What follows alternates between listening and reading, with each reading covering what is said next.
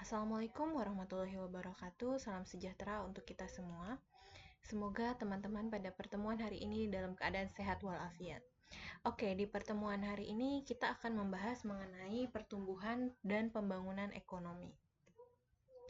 Apa sih sebenarnya pembangunan ekonomi? Pembangunan ekonomi adalah suatu proses kenaikan dalam pendapatan total dan pendapatan per kapita dengan menghitung adanya pertambahan penduduk disertai adanya perubahan fundamental dalam struktur ekonomi. Oke, di sini ada pembangunan ekonomi. Faktor apa yang mempengaruhi pembangunan ekonomi? Yaitu faktor yang mempengaruhi pembangunan ekonomi antara lain sumber daya alam meliputi tanah, kekayaan alam seperti kesuburan tanah, keadaan iklim, hasil hutan, tambang, dan hasil laut. Kemudian ada sumber daya manusia yang menentukan keberhasilan pembangunan melalui jumlah penduduk dan kualitas penduduk. Selanjutnya ada sumber daya modal dengan tujuan agar dapat memperlancar proses pembangunan juga meningkatkan produktivitas. Keahlian dan teknologi karena dengan memiliki keahlian dan teknologi nantinya para kewirausahaan dapat memikirkan bagaimana dapat menggandakan hasil produksi. Selanjutnya ada faktor non-ekonomi, di mana di dalamnya terlibat lembaga sosial, kemudian keadaan politik, faktor sosial budaya. Nah, apa sih yang menjadi kriteria pengukuran keberhasilan pembangunan ekonomi? Yang pertama adalah pendapatan per kapita, di mana keberhasilan pendapatan ekonomi juga diukur dengan pendapatan per kapita. Tinggi rendahnya pendapatan per kapita dapat menggambarkan sejauh mana kemampuan penduduk untuk mengkonsumsi barang hasil produksi. Kemudian pendapatan per kapita dapat memberikan petunjuk mengenai kemampuan yang dicapai oleh sebuah negara dalam memenuhi kebutuhan warganya. Kemudian juga adanya pendapatan nasional, di mana tingkat pendapatan nasional yang tinggi menandakan kapasitas produksi nasional yang tinggi juga. Hal ini berarti jumlah barang dan jasa yang dihasilkan besar dan tingkat kesempatan kerja tinggi. Dengan demikian, pembangunan ekonomi dapat dianggap berhasil. Ada pula di mana di sini ada distribusi pendapatan, di mana distribusi pendapatan yang merata juga merupakan ukuran yang penting bagi keberhasilan pembangunan ekonomi, di mana jika hanya sebagian kecil penduduk yang berpenghasilan tinggi, sedangkan yang lain berpenghasilan rendah, keberhasilan pembangunan berjumlah sempurna. Distribusi pendapatan yang timpang atau tidak merata juga dapat bermanfaat bila ditinjau dari kemungkinan investasi, karena penduduk berpenghasilan tinggi biasanya memiliki kebiasaan yang konsumtif. Selanjutnya juga mengenai peran sektor industri dan jasa, di mana pada umumnya semakin besar kontribusi sektor industri dan jasa, maka akan semakin maju suatu negara. Atas dasar hal tersebut, dapat dikatakan bahwa besarnya proporsi kontribusi sektor industri dan jasa merupakan salah satu indikator yang penting bagi tingkat kemajuan ekonomi. Sebagai contoh, peran sektor industri atau peran sektor jasa saat ini dapat kita lihat melalui beberapa perusahaan startup yang bekerja di bidang jasa, seperti ojek online. Nah, kemajuan melalui ojek online ini dapat dilihat ketika perusahaan mereka mengalami peningkatan atau perusahaan startup mengalami peningkatan. Ini juga dapat dijadikan indikator keberhasilan pembangunan ekonomi. Kenapa? Di sana dapat dilihat bahwa sebagian besar masyarakat telah mampu atau menggunakan sebagian pendapatannya karena kehidupan yang lebih konsumtif ini, mereka menggunakan pendapatannya untuk memberikan tambahan penghasilan atau pendapatan bagi pemerataan tenaga kerja, seperti itu. Kemudian adanya kesempatan kerja, di mana apabila suatu negara mempertahankan tingkat kesempatan kerja yang tinggi, berarti masyarakat mampu mempercepat laju perkembangan perekonomiannya. Hal ini dapat dilihat dari meningkatnya investasi, meningkatnya lapangan kerja baru, dan berkurangnya pengangguran. Jadi dengan adanya kesempatan kerja di mana perusahaan di mana beberapa orang membuka lapangan pekerjaan baru, tidak hanya menunggu sebuah pekerjaan, ini akan memberikan kesempatan kerja bagi masyarakat atau para pencari kerja, di mana biasanya setiap tahun akan muncul angkatan kerja baru yang akan terus mencari pekerjaan. Seperti itu akan dengan banyaknya angkatan kerja baru ini dapat menyebabkan tingkat pengangguran yang tinggi. Oleh karena itu, jika seseorang memiliki ide kreatif, mereka akan membuka lapangan pekerjaan baru. Dengan cara ini akan adanya membuka kesempatan kerja yang lebih besar, sehingga banyak orang atau penyerapan tenaga kerja pun akan besar. Selanjutnya ada stabilitas ekonomi, di mana stabilitas ekonomi merupakan tingkat perekonomian di mana tingkat perekonomian stabil meliputi stabilitas tingkat pendapatan dan kesempatan kerja serta tingkat harga mempengaruhi pasar produk dalam negeri. Suatu negara dikatakan berhasil di dalam perkembangan ekonominya apabila mampu menjaga stabilitas ekonominya. Selanjutnya ada neraca pembayaran luar negeri, di mana pada umumnya setiap negara menginginkan agar neraca pembayaran seimbang, sebab jika neraca pembayaran mengalami defisit, berpengaruh pada kredibilitas negara tersebut. Apabila neraca pembayaran mengalami surplus, kondisi ini jauh lebih baik dibandingkan kondisi seimbang, karena berpengaruh terhadap kemajuan ekonomi negara tersebut. Selanjutnya juga ada masalah pembangunan ekonomi di negara berkembang. Apa saja sebenarnya masalah pembangunan ini? Yang pertama adanya kurang modal dan rendahnya kualitas penduduk. Nah, kurangnya modal ini biasanya berhubungan dengan tingkat kemiskinan seseorang atau rendahnya pendapatan seseorang, sehingga orang tersebut tidak memiliki kemampuan secara ekonomi, di mana rendahnya pendapatan ini berpengaruh pada rendahnya daya beli seseorang terhadap produk yang ada di negaranya.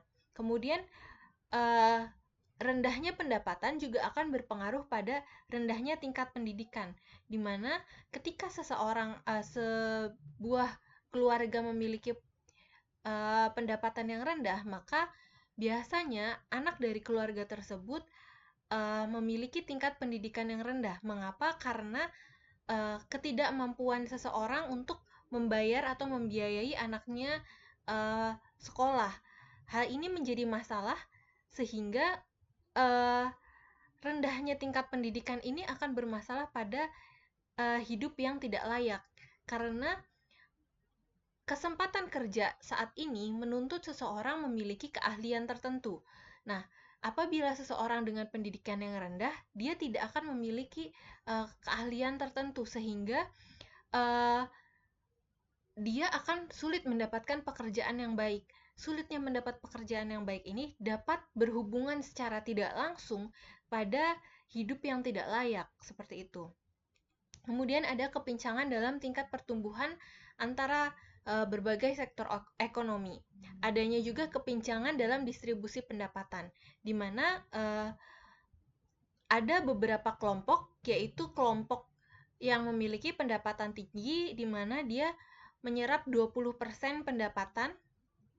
Kemudian ada kelompok pendapatan menengah dan kelompok pendapatan rendah. Nah, dari kelompok pendapatan tinggi ini,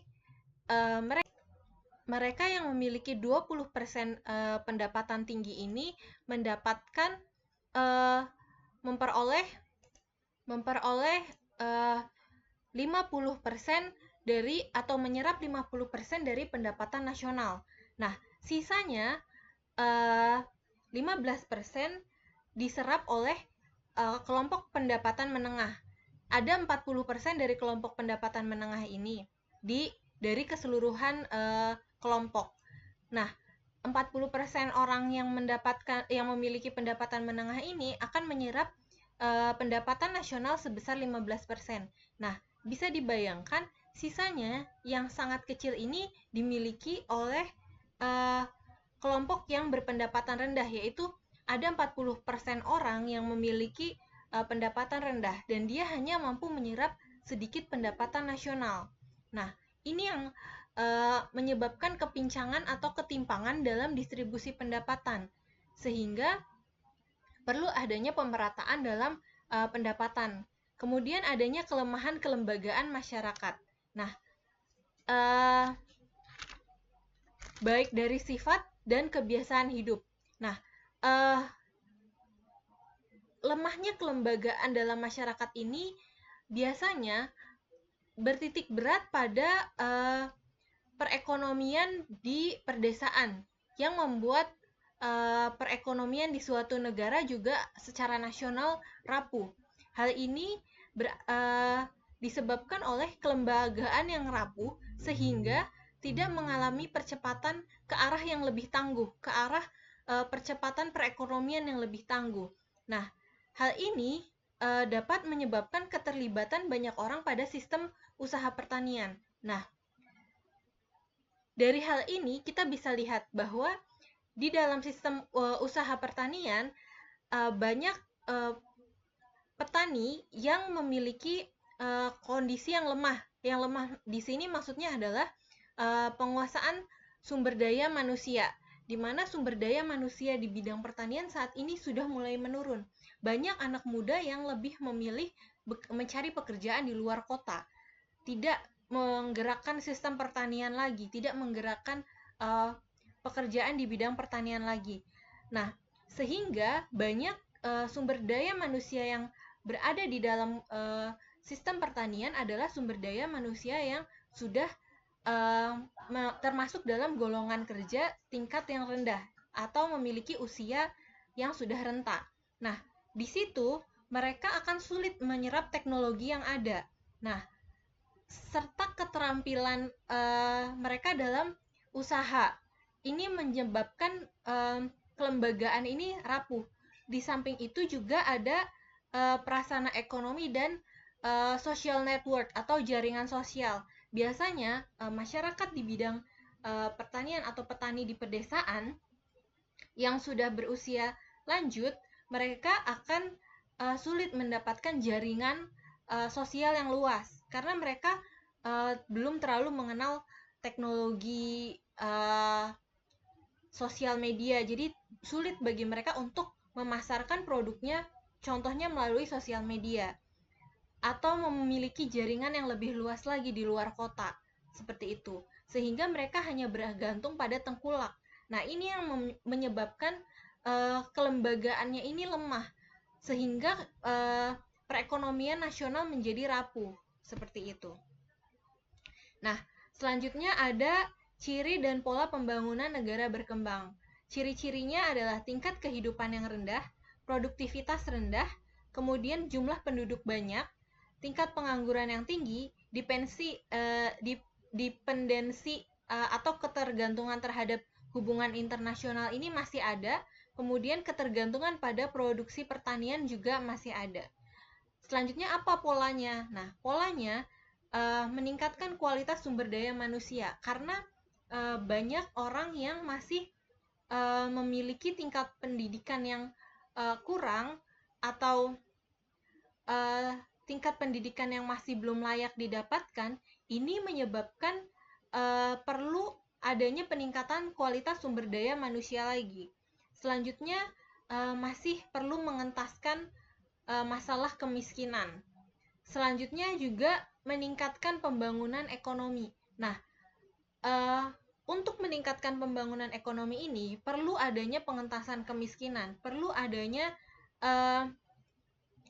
pemerataan pendapatan, perlu adanya penyerapan tenaga kerja sehingga tidak terjadi inflasi. Nah, hal ini perlu bekerja secara berkesinambungan sehingga peningkatan pembangunan ekonomi dapat terlaksana dengan baik. Kemudian apa yang menjadi prioritas dari negara berkembang di bidang pada pembangunan ekonomi? Prioritasnya adalah meningkatkan kesejahteraan masyarakat.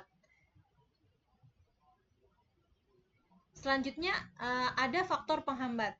Adanya adat istiadat yang kaku. Kemudian sikap masyarakat yang statis, yang masih belum mau menyerap hal-hal yang dari luar. Mereka membatasi ruang lingkup mereka, membatasi ilmu pengetahuan mereka. Mereka masih menutup diri dari dunia luar. Kemudian adanya konflik sosial seperti yang terjadi saat ini, banyak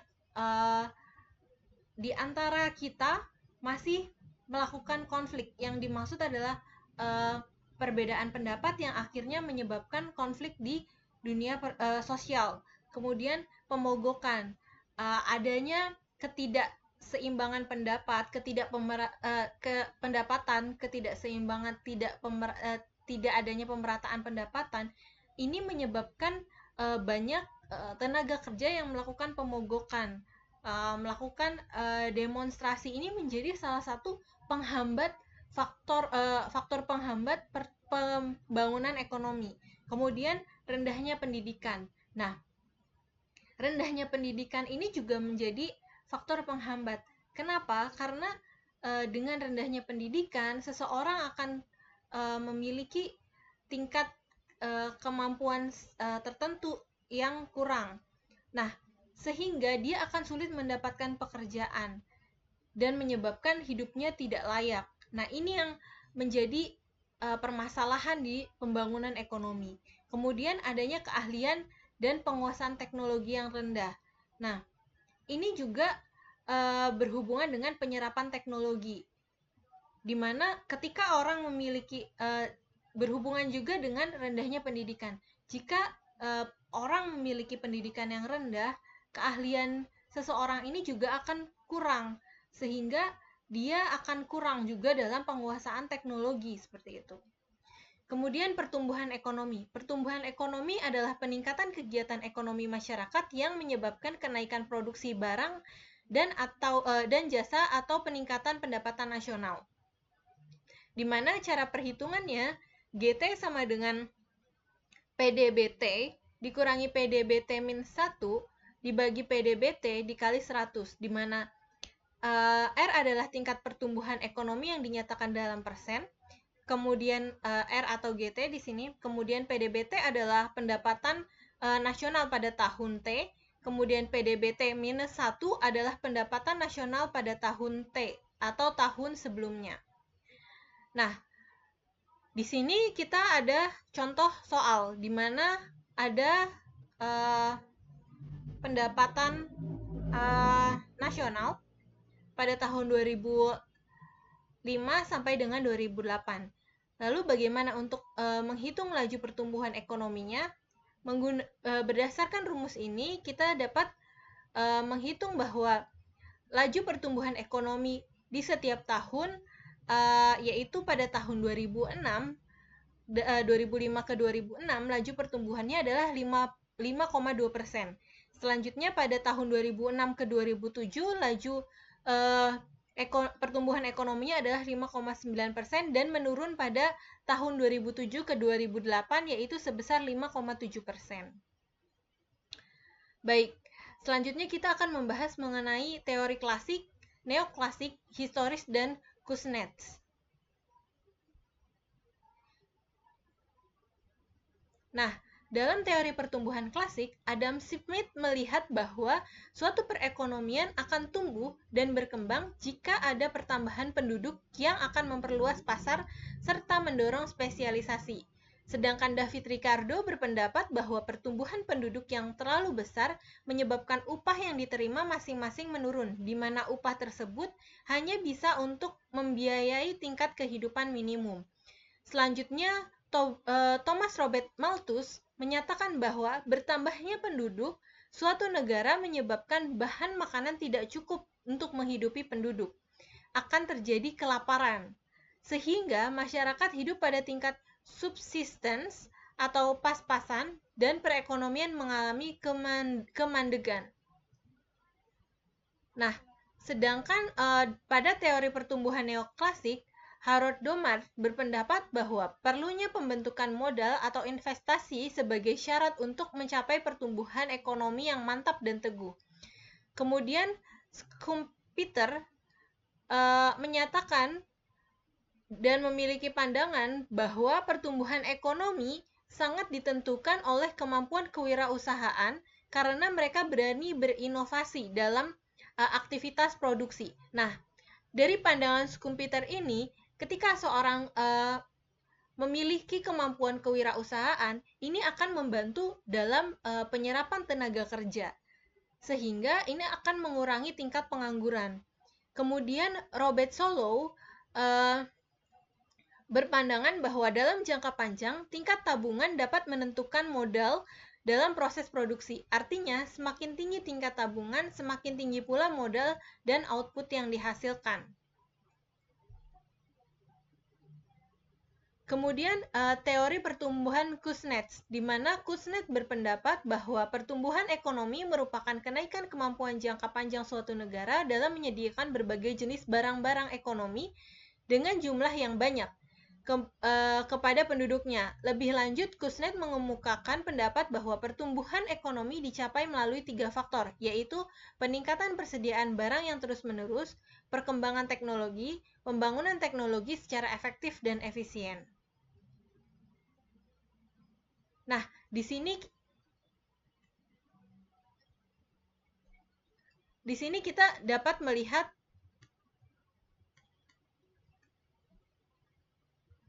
pertumbuhan ekonomi.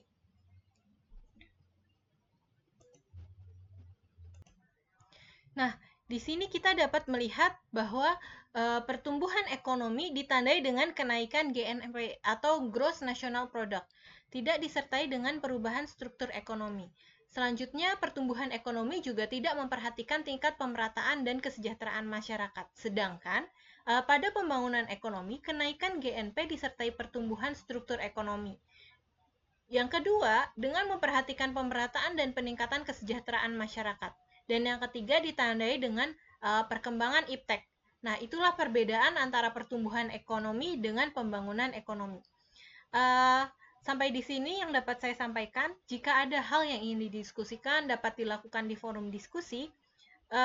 Selebihnya saya mohon maaf jika ada kekurangan. Akhir kata, wassalamualaikum warahmatullahi wabarakatuh.